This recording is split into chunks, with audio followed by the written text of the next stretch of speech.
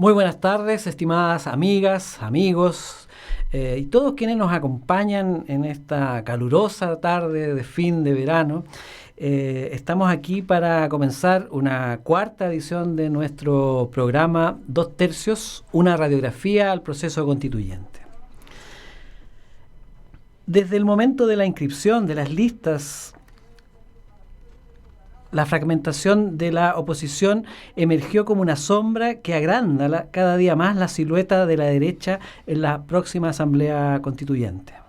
En febrero de este año, los investigadores serios como el Centro de Análisis Político de la Universidad de Talca ya pronosticaba el predominio de la derecha y de los sectores moderados en la próxima Asamblea Constituyente. Hace algunos días apareció la predicción de Pepe Out, que de manera dramática pronostica una representación de hasta un 43% de la derecha en la Asamblea Constituyente. Obtendrían más de 60 constituyentes, convirtiéndose en la mayor fuerza. Luego le seguiría la ex Concertación con 44 escaños, lo que significa un predominio importante de la lista del apruebo en la próxima Asamblea Constituyente. Mientras que en un tercer lugar estarían la lista de apruebo dignidad, que representa al Frente Amplio, al PC y otras fuerzas, con un número mucho menor ya de 27 escaños aproximadamente. En un cuarto lugar estarían los independientes, con 6 magros escaños, lo que significa 3 veces menos que la lista de apruebo dignidad, teniendo presente que en la suma total de votos los independientes obtendrían más que el Frente Amplio y el Partido Comunista juntos. No obstante, tendrían muchos menos representantes. Y finalmente, muy lejos aún, queda el Partido Ecologista Verde, que obtendría solo un cupo. De esta manera, sin contar los grupos o los cupos reservados, la distribución de los constituyentes favorecería altamente a la derecha y al sector de la ex Concertación. Esta noticia, sin duda, ha sido un mazazo a las pretensiones de los independientes y del Frente Amplio junto al PC, quienes en muchas ocasiones se han autodenominado como los dueños del proceso constituyente. ¿Qué pasó? ¿Son estas proyecciones confiables? ¿Son serias? La dispersión de la izquierda podría haberse evitado, incluso puede evitarse aún. ¿Se responsabilizarán las fuerzas de izquierda, los pactos de las listas, por haber desperdiciado una oportunidad histórica para la oposición? O lo más importante, ¿tienen aún posibilidad de revertir estos sombríos pronósticos? De este panorama y de esa soberbia fatal que nos conduce hasta este escenario poco halagüeño hablaremos hoy. ¿Es la soberbia, estimado Patricio, una característica de las generaciones jóvenes, de la izquierda particularmente? Al menos todo indica que sí, y esta sería su temprana y triste cosecha. Analizaremos nuevamente las listas independientes, sus propuestas, e intentaremos ver las diferencias que las separan, o confirmaremos lo que parece evidente, que a pesar de no haber grandes diferencias, lo único que las une es estar totalmente separadas las unas de las otras. ¿Cómo estás, Alejandro, estimados auditores? Bueno, eso lo vamos a saber. Muchas de esas interrogantes que tú planteaste, el Super 11 de abril, un día bien particular en la historia de Chile, en la historia electoral de Chile. Vamos a tener ese día 4 elecciones, de la que más nos interesa en este programa, obviamente, que es la Convención de Constituyentes. Nuestro programa 2/3 se preocupa de la Convención Constituyente y de aportar a la formación cívica y ciudadana de quienes nos escuchan y especialmente motivarlos para que este 11 de abril todos los ciudadanos vamos a votar responsablemente, porque ese es el juego para construir un nuevo pacto social, ¿no? En las próximas décadas tenemos que participar. Lo que tú has planteado, Alejandro, recién en esas muchas interrogantes, de alguna manera es lo que nosotros hemos estado abordando en nuestro programa Dos Tercios. Quiero recordarle a nuestros auditores para que los puedan revisar estos programas en el Face de la Radio Encuentro, que el primer tema nosotros abordamos una interesante interrogante: ¿quiénes son los dueños del proceso constituyente? Y ahí concluimos que eran todos los ciudadanos, aunque también se concluyó que eran con las reglas de los partidos políticos, que tú ya has dado un dato estadístico que seguramente va a pesar en un momento determinado. En el segundo programa, otra interrogante: ¿qué lecciones nos dejó el plebiscito del 25 de octubre del 2020? Y concluimos que eran muchas las lecciones. La primera es que la ciudadanía se pronunció por una nueva constitución, ¿sí? Y claramente se marcó un distanciamiento con la clase política tradicional. Pero también está la emergencia de estos grupos independientes que quieren entrar a la política y naturalmente que la idea de que no se va a volver a una normalidad como la que teníamos antes del 18 de octubre del año 2019. Son algunas de las lecciones que nosotros tenemos, y tú ya lo has planteado a través de una interrogante en tu nota editorial. El tercer programa de la semana pasada, muy interesante, porque también abordamos la temática de las generaciones y particularmente su relación con la política, con los movimientos sociales y con esta nueva constitución. No sacamos conclusiones porque de verdad que había una secuela de ese programa, que es la del día de hoy, donde vamos a abordar las ideas políticas de las listas de independientes del Distrito 6. Esta es una secuela del capítulo anterior, como les comentaba, pero que también nos genera varias interrogantes. Por ejemplo, ¿qué lectura hacen de los problemas políticos, sociales y económicos estas nuevas listas? Y sí, nosotros lo hemos visto con mucho interés, que existe una democratización de alguna manera de la participación a través de las redes sociales. Por ahí nos hemos enterado la forma de financiar estas campañas, tanto de los pactos que son de los partidos tradicionales versus lo que son nuestros candidatos independientes. Ahí ha habido una gran diferencia. Por lo tanto, esto y varios temas más los vamos a desarrollar hoy día, Alejandro. Muy bien, pues es un buen recuento y básicamente nos trae a la idea de que las generaciones que de algún modo se han mantenido apartadas de la actividad política, por las razones que haya sido, porque estaban pasándolo muy bien, estaban construyendo su presente en aquel entonces, no había preocupación por el futuro en aquel entonces, en fin, en el caso de los más jóvenes estaban creciendo y fortaleciéndose, ¿cierto?, educándose. Sin embargo, hoy día muchos de ellos han confluido a estas listas de independientes. En el caso nuestro, 4 listas de independientes que representan del centro a la izquierda. Y la pregunta, estimado Patricio, es: ¿era necesario tener 4 listas independientes de izquierda? ¿O estaba hablando que en el país hay 88 listas? O sea, ¿hay tanta diversidad o es una situación que refleja de algún modo esta falta de experiencia, esta falta de conocimiento cívico, esta falta de alfabetización cívica? Porque todo el mundo sabía que nos íbamos a medir y regir por el sistema de Hunt, que es un sistema que a nivel mundial lleva funcionando como 100 años. O sea, en Chile funcionaba ya antes del 70, de 1970. No es que este sea un binominal, no es que sea un sistema construido por la dictadura, es un sistema muy antiguo que usa la mayoría de las democracias occidentales. Y sin embargo, uno ve con estupor de que se prefiere el discurso propio, el discurso fragmentario, el discurso particularista, que es tan propio de la izquierda contemporánea y que de todas maneras ha permeado a una parte de las generaciones nuevas. O sea, cada uno tiene su tema y cada uno tiene su contienda, cada uno tiene sus demandas, pero finalmente la representación democrática se construye en unidad, y aquí lo que hemos visto es más bien una dispersión que a todas luces está favoreciendo a los sectores más conservadores, a ambos, si se quiere, poniendo también a la luz de la crítica de los independientes, a la luz de la crítica de la izquierda a los sectores de la desconcertación como sectores conservadores.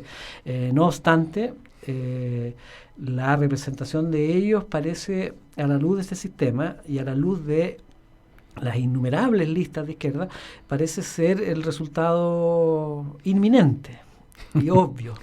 No es esto una paradoja, no es esto una mala jugada del destino, sobre todo viniendo de sectores que iban a cambiar la política en Chile y que le iban a dar una conducción nueva al proceso institucional chileno. Alejandro, hay muchas lecturas. Primero que la derecha, los partidos de derecha leyeron muy bien cómo venía este proceso constituyente. Aprendieron las lecciones históricas.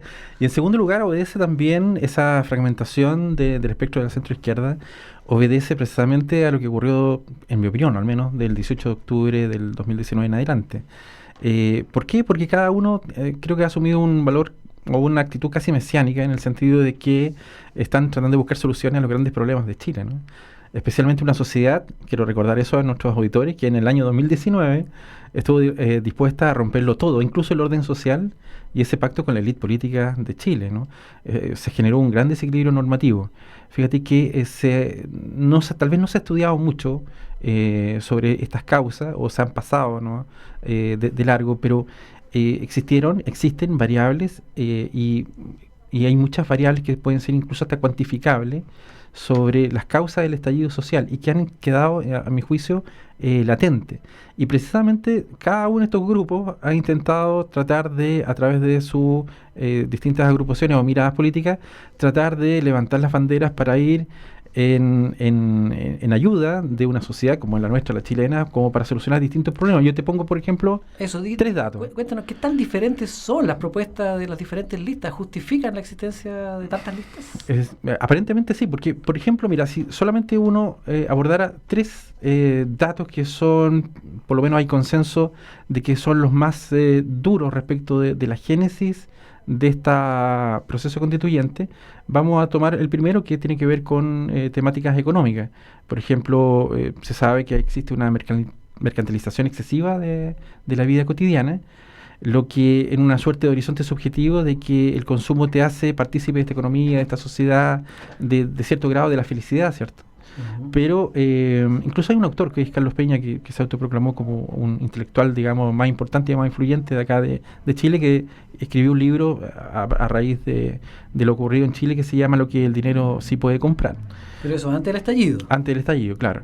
Pero la gente salió a la calle y finalmente todo lo que era la tesis de ese libro, finalmente yo creo que se bota al tacho de la basura, porque... O sea, hay que escribir el libro lo que el dinero no puede pagar. Lo que no puede pagar, en realidad. Se compra primero y después no se puede pagar. Claro, porque el lucro, el tema de no más AFP, el Estado sigue dando más AFP, entonces eso genera problemas. Y lo otro, hay una grave problemática en la economía de los hogares, el gasto, el endeudamiento, que ha sido los bajos ingresos, por ejemplo. O sea, y salen como banderas de lucha en gran parte de los grupos que están participando. Es evidente, Atricio, que las grandes reformas de las que estamos hoy día esperanzados que la Constitución construya el piso para hacerlas, debieron hacerse más o menos en el 2010. O sea, claro. Ya el tema de la revuelta estudiantil de comienzo de esta década, de este siglo más bien, ya era una señal súper potente. Cuando los niños chicos empiezan a pedirle a los papás que se ordenen en una casa es porque el asunto no da para más, y eso es lo que representa el movimiento de los pingüinos, o sea, sí, los niños reclamando porque los grandes no ordenan la casa, y lamentablemente dejamos pasar mucho tiempo y las fuerzas políticas dejaron pasar momentos valiosos para hacer reformas, y más bien se enfrascaron en ponerse palitos ante las ruedas unos a otros. Hoy día estamos, en este tramo. Volvamos, Patricio, a las diferencias o las similitudes de las listas, porque en mi opinión es difícil distinguir alguna diferencias, salvo las ya consabidas, más Estado, menos Estado. Claro. Entonces, sí. Pero eso es la vieja dicotomía economía estatal dirigida por el gobierno o economía del mercado dirigida por agentes independientes fuera de los gobiernos. Todos argumentan temas como que el agua sea un bien de uso público, y lo que estamos muy de acuerdo. Entonces, pero están todas las listas de acuerdo en eso. No, yo conozco muy pocas y no creo que en esta etapa alguna se vaya a inmolar diciendo no, yo no estoy de acuerdo. Sobre todo en esta región, ¿no? Y sobre todo en esta región. O sea, hay demasiados temas que son de consenso, por ejemplo, el tema del reconocimiento institucional de los pueblos originarios, que en Chile en realidad no representa ningún inconveniente en términos de la escasa población que suma a los pueblos originarios netamente, con excepción del pueblo mapuche. Pero los temas de género, los temas de cuidado, para qué hablar de las pensiones y de la salud, son todos temas que concitan acuerdos transversales, con excepción, yo diría que en algunos de estos casos de la derecha, que tiene su posición, que además es pública y conocida, porque por lo tanto nadie se podría sorprender que la derecha no esté de acuerdo en ese tipo de cosas, o que proponga soluciones que difieren de las anteriores. Entonces, algunas propuestas más específicas. Sí, hay datos muy interesantes, Alejandro. Mira, después que ocurrió el plebiscito del año 2020, salieron varias encuestas, pero en el sondeo hay datos muy interesantes. Primero que hay una encuesta de espacio público donde indican que el 64% de las personas encuestadas les interesa que su candidato a la convención no tenga ninguna militancia política. Eso lo vamos a ver correlacionado con el análisis que vamos a hacer de las listas que están por el Distrito 6, que nos corresponde a nosotros acá en la quinta región. O sea, ojalá que ese 64% vaya a votar entonces. Y ojalá que vayan a votar. Porque, pero o la encuesta no refleja la realidad o la gente que no es capaz de afirmar sus convicciones en las urnas. Claro, y hay un dato muy interesante porque dice en esta encuesta que una cosa es la militancia, ahí hacen la distinción, pero otro aspecto importante es la posición o tendencia política de los candidatos. Todos tenemos en nuestro corazoncito una tendencia seguramente. Y hay una lista que ya la vamos a comentar ya en nuestra región, en nuestro distrito, que declara una absoluta independencia. Vamos a ver qué tal ese tema. Pero lo interesante, Alejandro, es que hay dos datos, y con eso termino y pasamos al análisis de nuestras listas por el distrito. Es que también se han definido ciertos atributos importantes que debe tener un candidato. Por ejemplo, se destaca mucho la necesidad que tengan un perfil educacional alto. Sale como dato. Y fíjate que hay una valoración también sobre aspectos fundacionales para esta nueva constitución. Por ejemplo... O sea, en estas listas el obrero, sí, claro, la temporera, el operario son excepciones. Pareciera que sí. El poblador son excepciones más bien para... Y son muy pocos los que están en esa condición, claro. Las listas, ok. Entonces aquí hay una tecnocracia aspirando al espacio constituyente. Tecnocracia sin partido en el caso de los independientes. Claro, tal vez como una diferenciación hacia los partidos políticos tradicionales.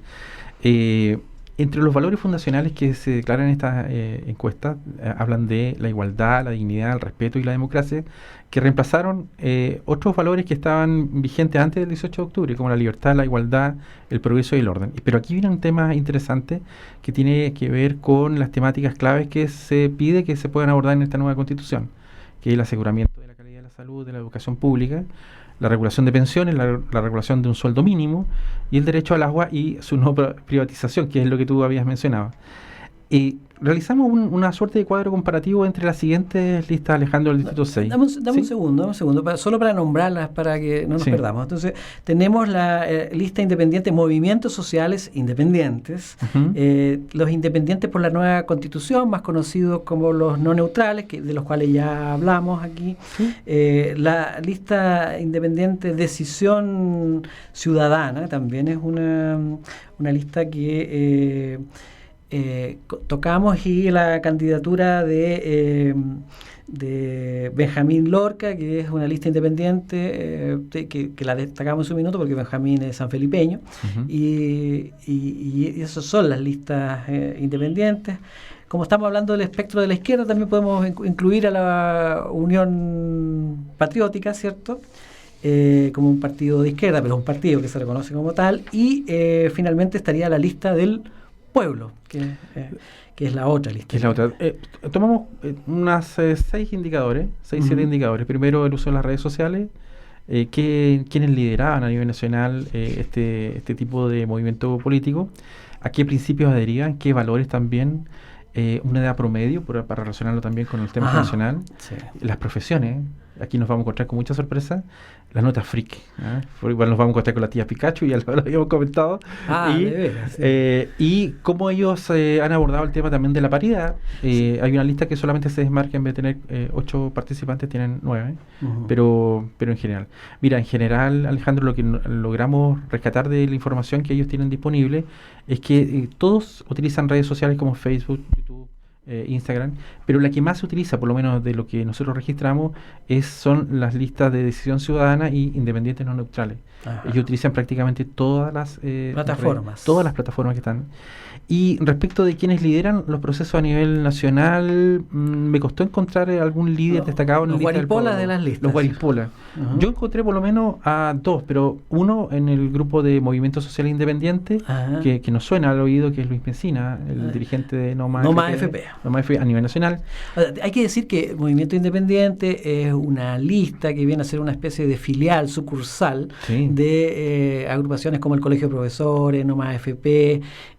Todos los gremios hay prácticamente. Claro, esos son los gremios, pero estamos hablando de gremios incumbentes, o sea, de los gremios que tienen el control sobre hartos aparatos del Estado. Exacto. Así que por lo tanto no son chiquillos de un barrio que se juntaron para representarse, tienen un domicilio bastante conocido y bastante intencionalidad política. Muchos de ellos son ex. No vamos a mencionar sus ex militancias, porque la mayoría proviene de izquierda, además. Además, sí, claro. Y el segundo guaripola, para llamarlo en ese concepto, independiente no neutrales, Rodrigo Jordán, también conocido en el ámbito político. Y ahí en esa lista de Rodrigo Jordán está también Benito Baranda, la Patricia Politzer, que trabajó con los gobiernos de la Concertación. Claro, si no me equivoco, estuvo en el directorio de televisión en el directorio de Televisión Nacional o en... Sí, me puedo equivocar, pero son nombres conocidos. Acá hay un dato interesante porque dentro que han coqueteado con el poder, por lo menos, digamos. Alejandro, dentro de lo que declaran en sus plataformas, estas listas, por ejemplo, me llama la atención desde el punto de vista de los valores que ellos adscriben y declaran. Por ejemplo, la lista del pueblo, y ahí eso lo podemos ir comentando, 2 valores fundamentales: integralidad y probidad, lo mencionan. En la decisión ciudadana, esa lista dice: si quieres un cambio, es prácticamente un lema, si quieres un cambio, no se lo pida a los mismos de siempre. En los movimientos sociales, ellos dan mucha importancia a las organizaciones sociales, a los sindicatos, a quienes se preocupan por problemas socioambientales, a los grupos feministas, a la salud, al tema de los migrantes, a los trabajadores de las artes y la cultura. Y los independientes no neutrales hablan de una trilogía, de la diversidad, de la inclusión y de la transparencia, ¿no? Entonces, pero tal vez en los principios que cada uno declara, ahí podemos encontrar una riqueza interesante. En la lista del pueblo, hay una declaración de principio que yo te pido que le puedas dar un comentario, porque algo comentamos antes del programa. Ellos declaran como principio el Estado ambiental, igualitario y participativo. Sí, lo que hay que decir de la lista del pueblo que tiene una característica fundamental, y es que agrupa jóvenes de diferentes actividades, de vertientes profesionales, son jóvenes en general, pero una característica bien recurrente es que siempre en estas listas hay una o dos personas de 50 años. Y al hacer el análisis de su biografía, qué sé yo, estamos asumiendo que son todos ex militantes de izquierda, presumiblemente ex comunistas, y que se han reconvertido y que de algún modo han vuelto a refundar en una crítica al propio Partido Comunista una estructura que ha sido vertebrada de norte a sur en Chile, lo que es un hecho notable, ¿cierto? Tiene una representación muy amplia, pero se huele allí en estos candidatos experiencia suficiente como para articular esta lista y articularla con cierta representatividad. Es un dato curioso, Alejandro, pero en todas las listas que revisamos, solamente las mujeres se atreven a indicar su edad Sí, hoy está de buen tono señalar la edad, es casi como Y esta un lista, atributo solamente sacando positivo. el promedio, la lista del pueblo, que es para el distrito 6, en promedio, solamente considerando las mujeres, 33 años, o sea, son millennials prácticamente puras. Sí. Pero llama la atención ese tema.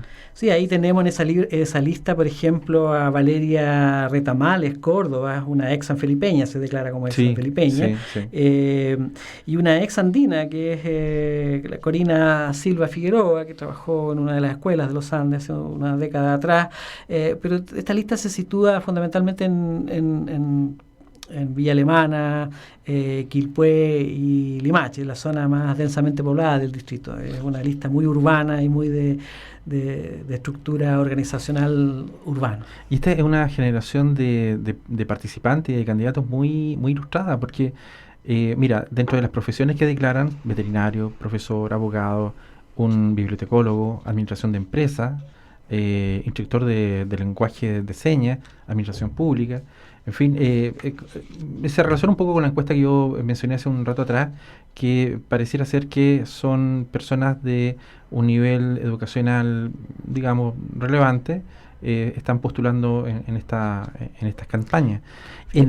Pasemos a una segunda... Sí. No, perdón, pero aquí no podemos soslayar este tema, porque no la colocamos como guaripola, pero sí dentro de la nota freak de cada una de estas listas.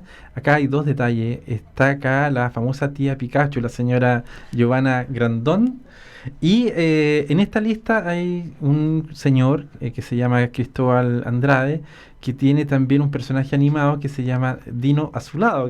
Dino Azulado, que viene a ser como la tía Pikachu o el lagarto Murdoch de aquí del distrito. Es interesante, ojalá podamos en algún minuto conversar con Dino antes de la elección, por supuesto, pero nos llamó mucho la atención. Y esta es la única lista que agregó un integrante más. Tiene 4 varones, 5 mujeres en su campaña. En Decisión Ciudadana... ya nos queda poco tiempo. En Decisión Ciudadana, Alejandro, también ellos adhieren a los derechos sociales, políticos y culturales. Ahí aparece nuevamente el agua, la previsión, la salud, la educación, el medio ambiente, el Estado solidario, lo declaran, ¿no? Forma parte de eso. Y esta es la lista que se declara 100% independiente. En la declaración de cada uno de los candidatos, ellos manifiestan una lejanía, un desencanto absoluto con la política antigua. Son antipartidos, su definición es antipartido. Es algo que los define, que están en contra de los partidos. El antipartido. Y si pasamos a movimientos... Ahora, lo que es... hay que revisarlo, porque finalmente... las declaraciones también son espacios amplios que aguantan mucho. Claro. En la otra lista, que es Movimientos Sociales Independientes, donde está Mesina a nivel nacional, digamos, como figura reconocida. Y ahí está doña Natalia Zapata Verdugo, hija de una querida amiga de los Andes, andina, que estuvo trabajando en el DAEM de los Andes en la época del alcalde Navarro, y ahora está... como independiente. Siempre dijo que era independiente. Y hay un dato interesante, porque ellos de alguna manera, si bien es cierto, no tienen son varios los principios que declaran, pero ellos son de alguna manera los que han enarbolado este lema de que la normalidad no me la devuelven como estaba. Tienen un promedio, por lo menos, cercana a los 50 años. También hay personas de distinta edad, menor.